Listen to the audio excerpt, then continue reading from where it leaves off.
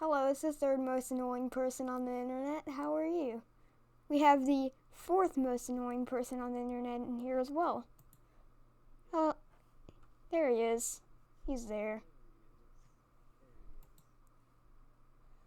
So, r/nosleep. I haven't done a Reddit video in like half a year.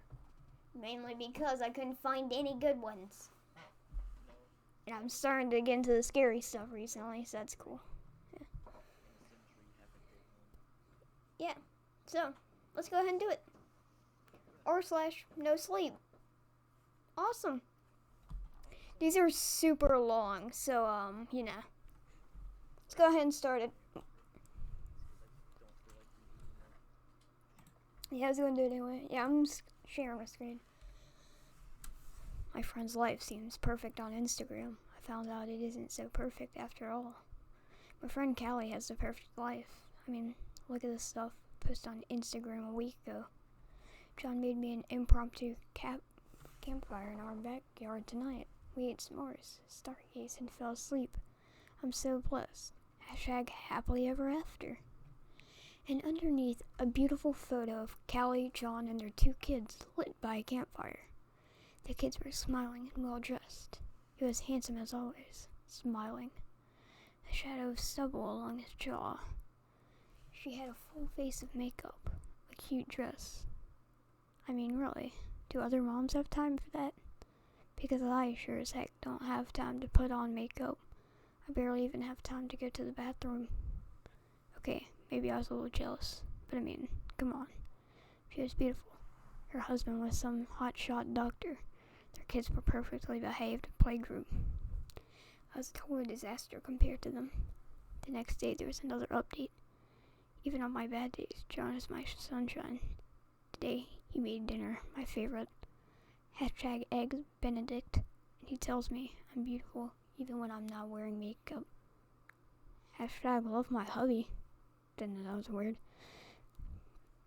Also, is my microphone a little too close?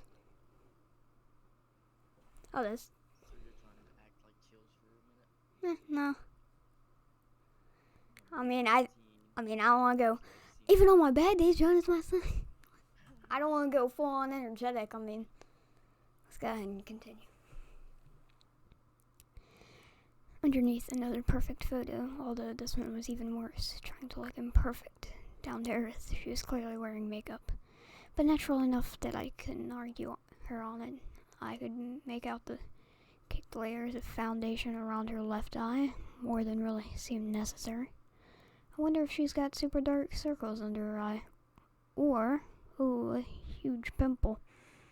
Then I frowned. You're being mean. Huge pimple. By the way, none of y'all are ever gonna get ASMR. This is the closest you're ever gonna get. Okay. Also, I don't know why, but nobody can hear you, but that's fine. So I'm going to do something real quick.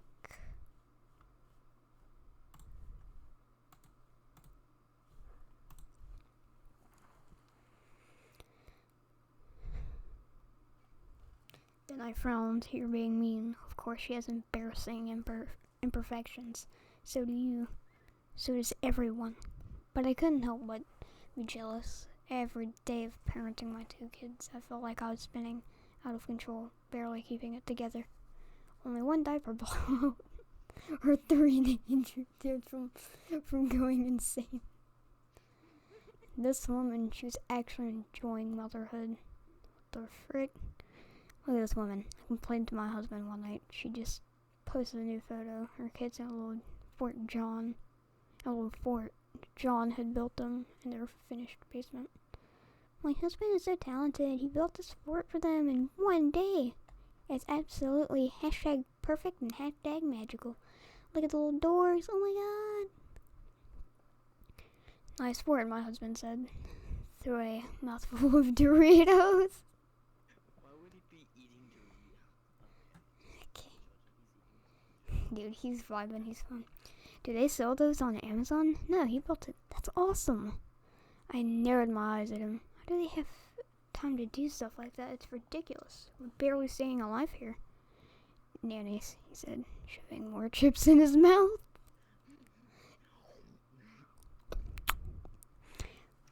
They got a nanny, obviously. She does all the lousy work, like cleaning poop and doing laundry. Then they have time to freak around and build forts. Huh, that was a possibility I hadn't considered. I smiled, feeling a little better about myself. Yeah, maybe that's it. I stared at the photo. The two kids stood inside the wooden fort, which looked expertly constructed inside the little girl. And the little boy poked their heads out, smiling. The little girl's hair was perfectly pinned back with a bow, and the boy was wearing a fancy button-down shirt from Gucci. Behind them, the basement was clean. Even their toys had all been put away. John crouched next to them, handsome with his wavy dark hair. Okay, am I accidentally like reading the fanfic or something? It might. I don't know. This is not even scary. Yeah, I it's. think this is like getting. Alright, we're getting to the climax of it. Hopefully. Perfect. Magical. I felt a pang of longing. Then I turned off my phone, rolled over, and went to sleep. When I woke up, there was already a new post from her. It was a selfie of her and him, standing together on a boat. Behind them, the sun rose, painting the sky in beautiful hues of red. The open sea glistened and sparkled. My hubby surprised me with a wonderful trip out on his boat. Feeling so blessed right now, all of them more than #everything more than life itself. I stared at the photo. Something seemed a little off about it. For one, he was holding the camera. Usually when I saw a couple selfies, the woman was holding the camera, because the man never really wanted to take a selfie in the first place. And the way she was sitting was weird, too. Leaned up against him, her arms tucked behind her. A horrible realization hit me. I scrolled up through her last few posts. Happily ever after, Eggs Benedict, love my hubby, perfect, magical, everything. Taking the first letter of each hashtag, they spelled out something. They spelled something out. Something horrible. Help me. I glanced at the post of her on the boat, 6:32 a.m., a little over an hour ago, more than life itself. He was going to kill her. We're really getting to the climax, aren't we? I grabbed my phone and called the police. After hours of searching, they finally found him. Callie tied up on her husband's boat, John, armed with a knife. When the police searched the house, they found two kids locked in the fort in the basement, scared, crying, but completely unharmed. According to Kelly, John started beating her months ago.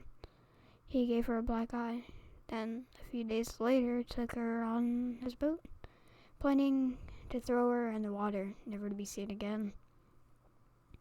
She knew he checked her phone, read her texts, her emails. Wouldn't allow her to make a call without him in the room. She knew he checked her phone, read her texts, her emails. Wouldn't allow her to make a call without him in the room. She sent out a message through hashtags, hoping he wouldn't catch on, and hoping that someone wouldn't hear her plea. Help me. Alright. That was a pretty good story. Yeah, pretty good, but not scary. Wasn't too scary. Wasn't scary for me at all. Yeah, it wasn't scared of me. I can feel how scary that can be, but it's not scary to me. It was more interesting than scary, but Interesting. I liked it.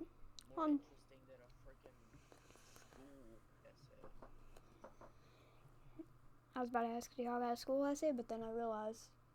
Oh wait, no, y'all got off early today, didn't y'all? Yeah. I forgot. Wow, these are so long. Yeah, that's the entire point of it. Ooh, this one's real nice. I'm gonna give it an upvote. It's gaining upvotes fast too. Oh, this one's gonna be a long and good one. You can tell by the amount of awards and wholesomeness. I killed myself to be with my dead wife and daughter. As it turns out, it was not a friendly place. If I timed the 911 call just right, the paramedics could revive me before I kicked the bucket for good. At least, that was the hope. Any number of things could go wrong, especially when it came to asphyxiation. I didn't want to die, per se. I just needed a way in. And this was the only thing I could come up with, however foolish a plan it may have been. I better be careful about this. Charlotte would never forgive me if I died this way. Get yourself in there and stick to the plan. Before I could talk myself out of it, I dialed the number, gave the operator my address, and told her what I was about to do. After entering the call, I inhaled a deep, respiratory breath, placed the bag over my head, secured it around my neck, but then the valve on the helium tape. Maybe it wasn't the best way to go about taking my life, but it sure as heck beats slicing up my arms and praying the ambulance would arrive before I bled out on the carpet. As a bonus, it would be completely painless, like falling asleep if my research was to be believed. As the gas filled the plastic bubble around my head, my vision began wavering. Darkness crept around. Remember? My eyes and soon filled with light. Within moments, I lost consciousness, and the last thing I remember was the faint sensation of my body going limp and my head falling against the back of the armchair. This was it. I only hoped it wouldn't be the end of me. For what it seemed like an eternity, there was nothing but blackness, just an endless void that lacked any and all light. That's how I perceived it anyways. It's possible I was seeing the back of my eyelids from a gurney on its way through the emergency room. I just knew I was unconscious, at least in some fashion, but with no access to my physical body and orb of awareness floating through the sea of nothing. Panic overtook me as I drifted. What if there is no afterlife? What if I did die and there's all there is to it?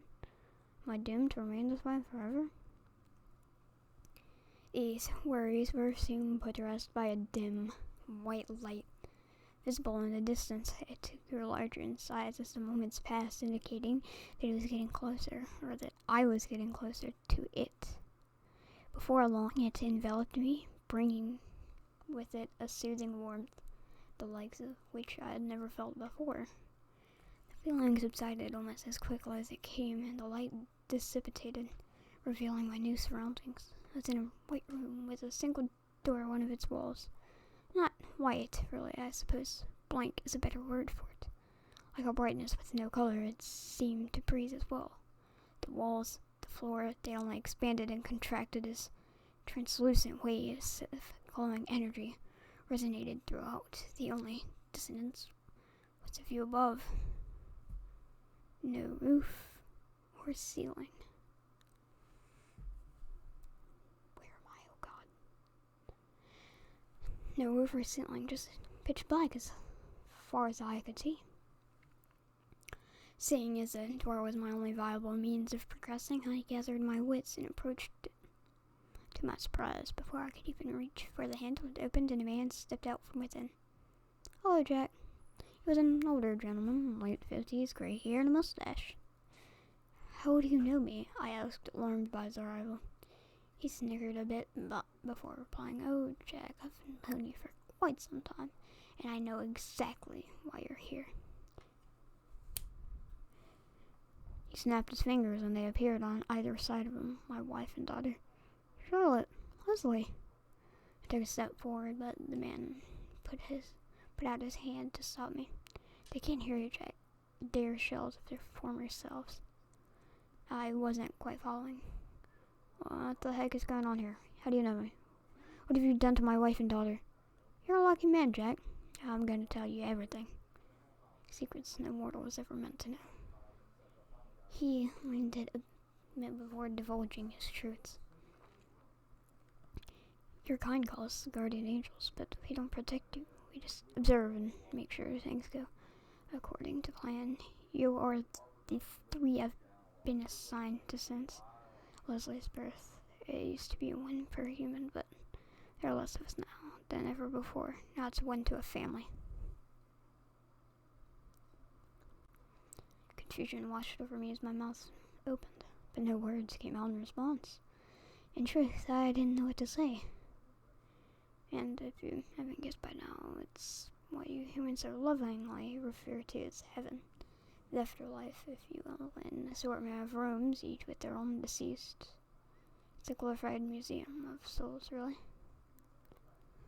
Looking down at my battered wife and daughter, my patience wore thin. That doesn't explain what you've done to my family. He threw me an arrogant smile. When a person's been here long enough, we take their life force, extracting every last remnant of their soul. And then, what do you do with the souls you take? His lip curled up a bit before answering. We devour them. You humans need air, food, and water to live. We need souls. It's the only thing keeping us alive. This system of ours has been in place since the dawn of time, and will continue long after the universe has folded in on itself. Charlotte and Leslie's tickets are up. I've been picking away at them bit by bit. It's a long and tedious process, one that's very unpleasant for the soul's host. They're damaged goods now. My blood boiled at every word that fell from his lips. Without hesitating, I took a swing at him. My fist met the side of his face and went right through like punching a ghost. Nice try, Jack. My anger only grew. Why are you even tying me into this? His face wrinkled into a more serious look. It's simple, really. I want your soul. Fresh meat is hard to come by these days. When a person dies, we have to wait to consume their essence, a grace period of sorts. From birth, all humans have a divine protection on their souls. A bothersome trait of your evolution. It lingers, even after death. We can only feed after it wears off. By dinner time, the soul is stale and tasteless. Barely enough to maintain our strength. We're like vampires feeding on cows. Then how do you plan on taking one? His face lit up at the question. You are a curious case, Jack. Taking one's own life is the one thing that voids that pesky barrier. That means our soul's now available for conception. Unfortunately, even we have our own rules. He no longer looked so enthused. Meaning, what exactly? I asked. You're not dead? Not completely. There's still a chance that you'll be saved. That means while you're in this cross-section of life and death, I cannot retrieve your soul. Not without your consent. Okay, where is this going? This is a really long one. Like, we're 20 minutes in.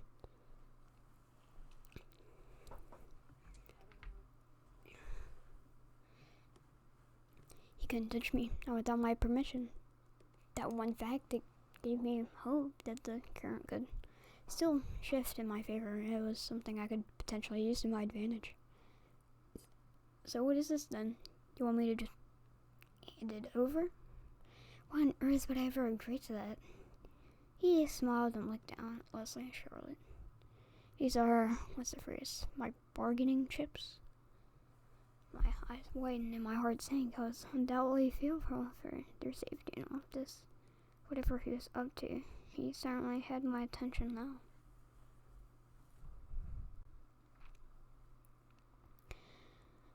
I know all about your haphazard rescue mission, but it's doomed from the start. Even if you somehow manage to escape them, they have no bodies to return to. They were cremated after the accident. Heck, if you didn't show up when you arrived, you would have never even found them. And this godforsaken means it's larger than the universe itself. He was right. It was my desire all along to bring them back with me. But I didn't have much of a plan after getting in. The ideal was to find whoever was in charge and beg for their help. I thought at the very least I would be allowed to communicate with them and make sure they were okay. Maybe even ask for their forgiveness. So what are you saying? You can give them their bodies back, make them alive again? That's not possible. Look at them, Jack. They're well past it. Not even I have the power to rectify what's been done. I took a closer look. Charlotte adorned a pair of empty eyes and pale skin stuck in a zombie-like stupor. Even Leslie, who had always been so vibrant and full of life when she was alive, was now still Still, she was on the slab of the morgue after the accident. I liked the way tears now rolling down my cheeks. I just wanted to bring them back. My wife and my sweet little girl. It was my job to protect them, and I failed. I'm the one who did this. I was the one behind the wheel. It should have been me instead. I'm sorry, it should have been me. It's being interjected. I can offer you a ceasefire of sorts if you agree to let me absorb your soul. Your family here will get a little break. Let's say 100 years before their final extraction. It was probably a good deal, but I couldn't bear the thought of my family being hurt in any way. Even if it wasn't for another century. No. He placed his hand to his chin in contemplation before dislocating it and tossing me a stern look. Okay, how about 1,000? That wasn't good enough. He needs something I had so long as said it was true. I could haggle for something better, like my family's freedom. I want them alive again. If you can do that, we have a deal. He scoffed at my counteroffer. Even if their souls were in perfect condition and bodies unscathed, resurrection is not an option. It's far outside the range of my capabilities. I glared at him in disbelief. How do I know you're telling the truth? You don't have to believe me, Jack, but I'm not lying. 1,000 years is the best I can do. Take it or leave it. Maybe he was being honest. Even so, I didn't like the offer. If I accepted, I would be knowingly throwing my wife and daughter's souls to the beast. They would be chewed up and swallowed like table scraps. No, I couldn't let that happen. No. The man let out a sigh of disappointment. He then waltzed over and put a condescending hand on my shoulder. Come on, Jack. Can't you put your family first for once? My hands were now clenched, the tips of my nails almost breaking skin. I took another swing, much like before. My hand passed right through with no resistance whatsoever. He was toying with me and knew just what buttons to push. How dare you? How dare you stand there and judge me when you're the one tormenting innocent people, leveraging 2 lives to bargain for a better meal? It's about survival, Jack. A fresh soul like yours could keep me alive for thousands of years. I can't afford to be empathetic when my very existence is on the line.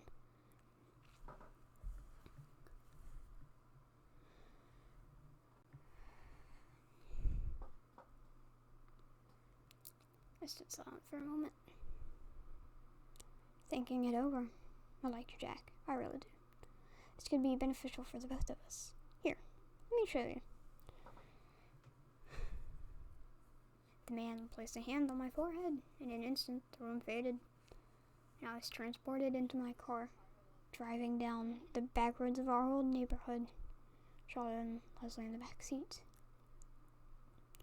Looking out the window at Christmas lights, it was a memory of mine from last winter. Just then, the man from heaven appeared in the passenger seat. It was one of my favorites. You were so happy back then. What the heck are you doing here? I asked. Don't worry, they can't see me. I'm in total control. Please, Jack, humor me. Look at them. I stole a glimpse of Charlotte and Leslie to the rear view mirror. They were smiling, happily looking at all that. It wasn't really my wife and daughter, just a memory, but it felt so good to see them like this. It was peaceful. I can make it feel like years in here, Jack. Just say the word and it's yours. It was a tempting offer, more than tempting, actually. It took every fiber in me not to accept it right then and there. The only thing I wanted more than to live in a fantasy like this was the real thing. More than that, I wanted my family to be safe. Why can't you just let them go? I'll give you my soul. I just want them to be safe. I told you, Jack, it's not what's in my power. Their souls have been thoroughly shredded. And whose fault is that? I yelled. He shook his head in disapproval. Yours, if I remember correctly. You're the one who swerved off the road and killed your family. I was just feeding to stay alive. Survival is a basic instinct that isn't unique to just humans, you know. He sat quiet for the rest of the ride, but seizing with anger. The memory ran its course, and I pulled into her driveway home. The man turned to me and placed his hand on my forehead again, putting me in another memory. This time I was in the hospital. Push, push. I heard Charlotte screaming, and all at once it came back to me. This is the day Leslie was born. Beautiful sentence. Gross, but beautiful. The man from heaven was now at my side, watching the moment unfold. After all was said and done, a nurse came over and handed me a newborn Leslie. Congratulations, sir. It's a girl. She didn't cry. Instead, her eyes opened, and she took one look up at me and placed her tiny hand on my chest. She was mine, and I was hers. My little girl, in the years that passed since this day, I'd almost forgotten how much this moment affected me. This was, without a shadow of a doubt, the happiest day of my life.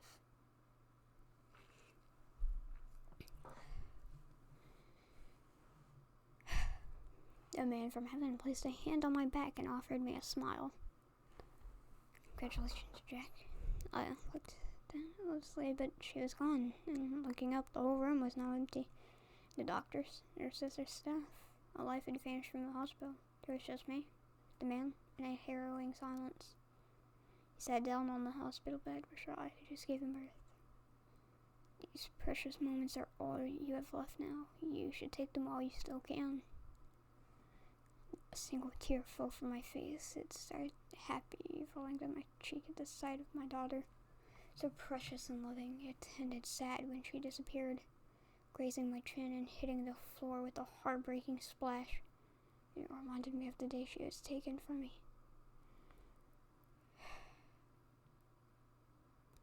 It's probably the best offer I'd get, but the image of Charlotte and Leslie, lifeless and broken, stayed with me. If there was ever a moment to fight for my family, this was it.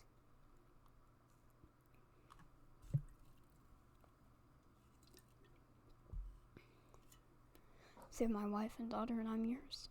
The man's face turned sour as he stood and marched over to me. I've just about had it with you. Do you know how many people in the world would die for an offer like this? You killed yourself for your family, and you can't even lift a finger to help them in their time of need?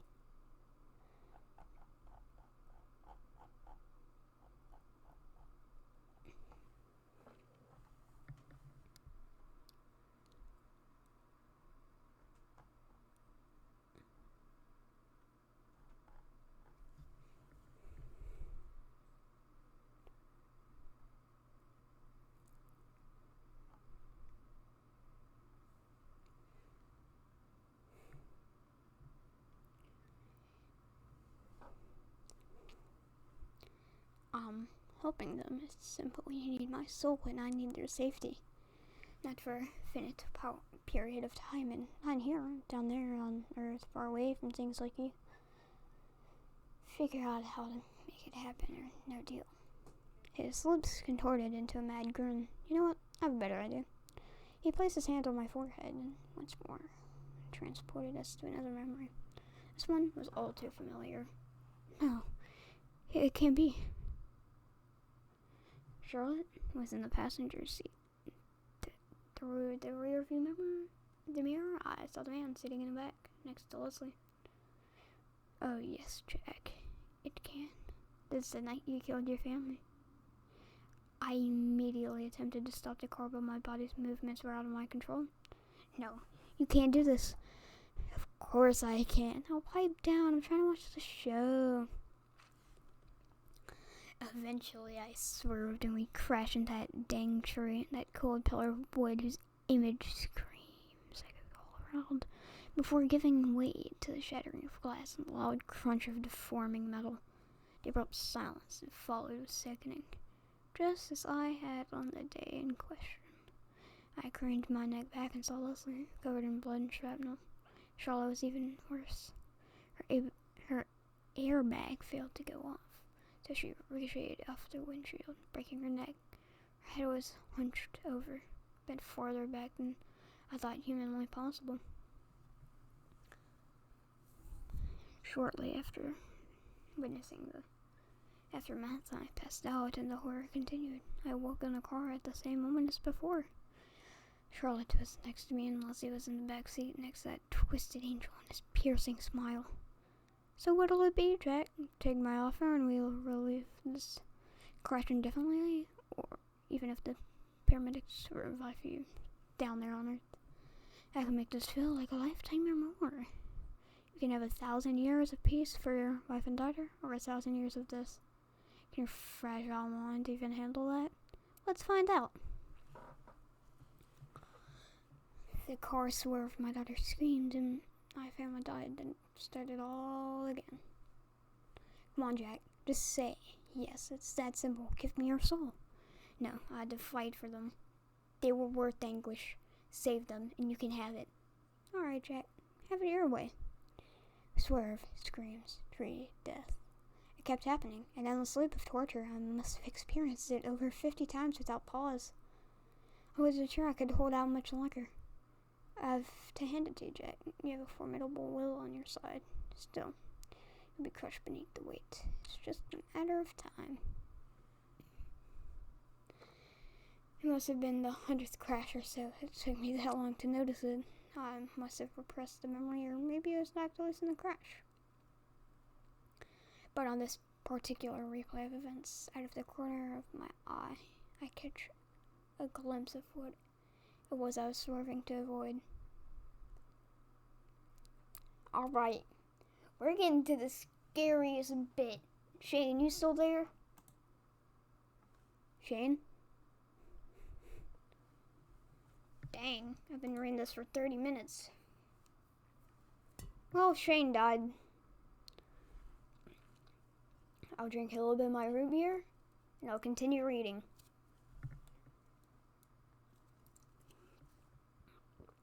Alright. It was a man standing in the middle of the road. There was something familiar about him, but I couldn't quite put my finger on what. A dozen more crashes came and went, each more devastating than the last. To distract myself from the pain of losing my family again and again, I focused on that man in the road, trying desperately to identify what it was I recognized about him. It was difficult in the pandemonium. His outline distant and out of focus, but eventually it came to me. I knew exactly where I had seen him before, and also why is there 9 circles going on in his back. Another loop started. I'm growing bored of this, Jack. Let's strike. Okay, now somebody's listening to EVW. It was you. You were the one standing in the road. You're the one I was avoiding when I swerved. It was you this whole time. Looking at him through the mirror, I watched him become visibly nervous when I finally put the pieces together. Like I said, Jack, survival. If I waited any longer for any of you to die, I would have perished myself. It was nothing personal. The car came to a stop, and my family vanished, leaving just me and him behind. What's going on? I asked. I turned to see him staring out the car window, defeated. This little outing of ours had to be sanctioned with the higher-ups. I thought I tampered with your memory well enough for you to forget. Now that you know, they know too. I'll have to stand trial. It won't be long now before. In this moment, a beam of light penetrated the car and engulfed the man, effectively vaporizing him before my very eyes. A few flakes of ash danced through the air and settled in a seat below. Afterwards, another man appeared at my side in the passenger's seat. Hello, Jack. How are you today? Startled, I fell back against the car door. Who are you? One of the higher-ups he was talking about. He pointed at the pile of ash in the back seat. Is he dead? Yes. Yes, more dead than anything in this universe can be. In fact, I saw it to myself. Having seen what I just saw, I covered a bit while conversing with this new danger. May I ask why you killed him? Certainly. See, Jack, he broke one of our cardinal rules. It's true that we feed on the souls of humans for a sign, but no matter how hungry we get, We are not allowed to interfere in the natural order of things. You and your family were meant to live long lives, but he caused a premature disturbance, nudging your wife and daughter into the hereafter so he could feed. It's all becoming clear now. That man ruined my life. He was to blame for everything. He put self-preservation before laws, and that cannot go unpunished. No trial, no questions. Please accept my apology on his behalf. A wave of anger overcame me as I sat upright to meet his gaze. Apology? My wife and daughter are dead, and their souls tarnished, all because you couldn't keep one of your own in line. Keep your apology means nothing to me. His friendly demeanor turned cold as I said this.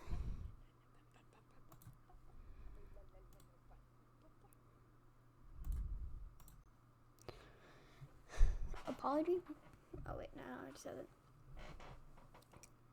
His friendly demeanor turned cold as I said this. People who speak to someone like me in that sort of tone usually end up like him. Again, he pointed to the back seat. I returned to a cowering position, realizing I may have just crossed a powerful celestial being. He sighed and then smiled. It's okay, Jack. Now I'll set things right. Like the man before him, he placed a hand on my forehead. After that, I was overtaken by familiar darkness. It was a void where I could do nothing but drift. Then I saw it, and it was a faint at first, but its color became more visible as time went on. It was a light, and it soon enveloped me. I awoke in a hospital, the rhythmic ping of my pulse emanating from a monitor at the side of the bed. Did he bring me back? A nurse passed by the room and did a double take before entering.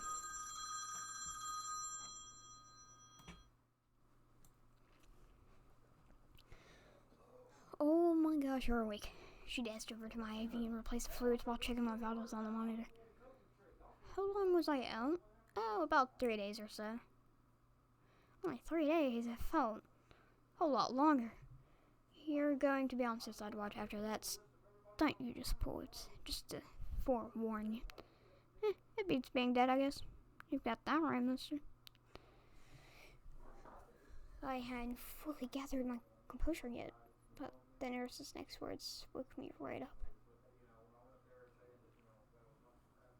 Oh, you have some visitors. It's your wife and daughter. Charlotte and Leslie? What? But how? I'll send them in. A few minutes later, I saw my heart nearly stopped right then and there. Jack! Charlotte ran over, pulled me into a tight embrace. Leslie followed behind. We missed you, Daddy.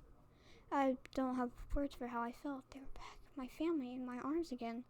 Is this really happening? How are you here? It was this man, Jack. He came, patched us up as soon as he sent us back. It's like we never left. She was crying heavy tears and not sad one. It's a miracle, Jack.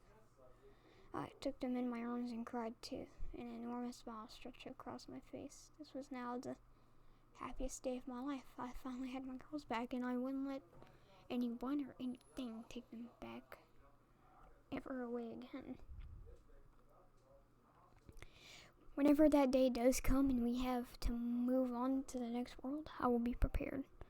Mark my words. Somehow I'll find a way to protect their souls from harm. No one will lay a hand on my family. Not while I'm around. I won't allow it, and I'm not clicking on that link either.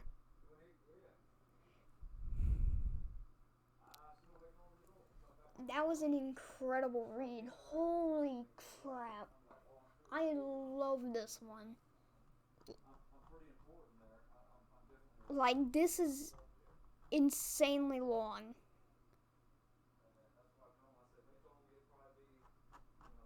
Holy crap.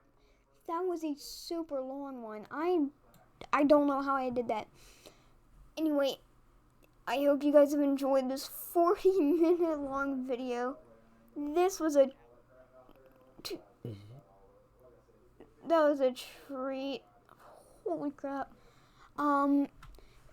Some of this was kind of creepy. Wasn't exactly what I think of scary, but it was definitely,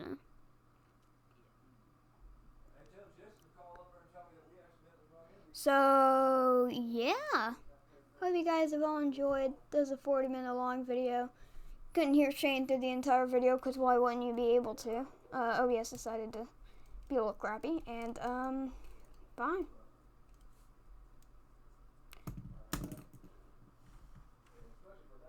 Don't get ran over by a car.